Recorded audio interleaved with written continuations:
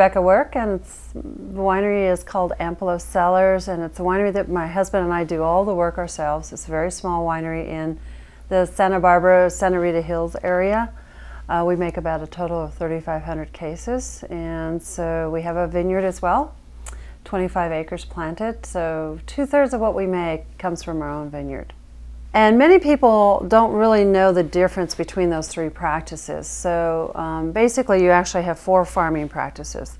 You have conventional, which is basically spray herbicides, pesticides, artificial fertilizers, try and get the largest yields you can get out of the land.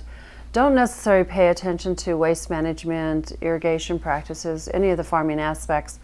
Just try and grow as much as you can possibly grow out of the soil.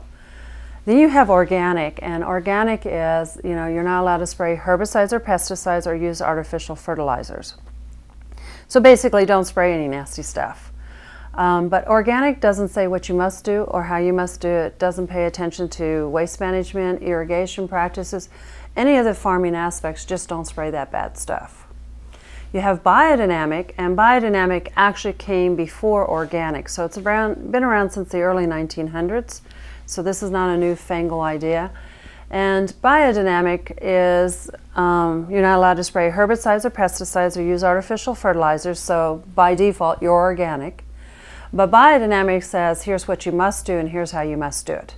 Biodynamic follows the earth schedule and not the farmer schedule. So examples of that would be, we know on a descending moon the earth takes in, and an ascending moon the earth lets out. So we irrigate on a descending moon because it takes less water. We get deeper penetrations than if we irrigated on ascending moon. Biodynamic says everything you take out of the vineyard you must bring back. So all of our stems, seeds, and skins come back, we compost it, we put it back in the vineyard.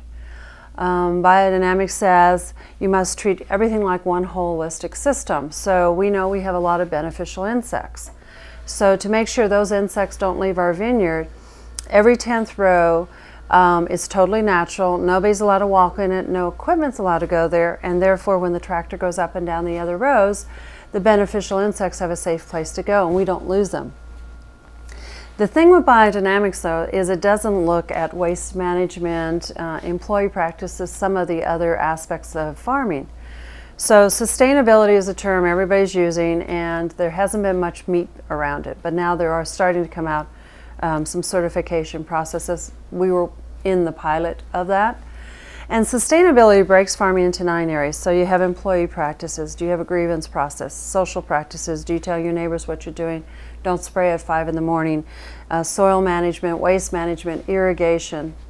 And you must qualify a minimum in each one of those areas, like we're 100% on solar power, so we've qualified in the energy area for that.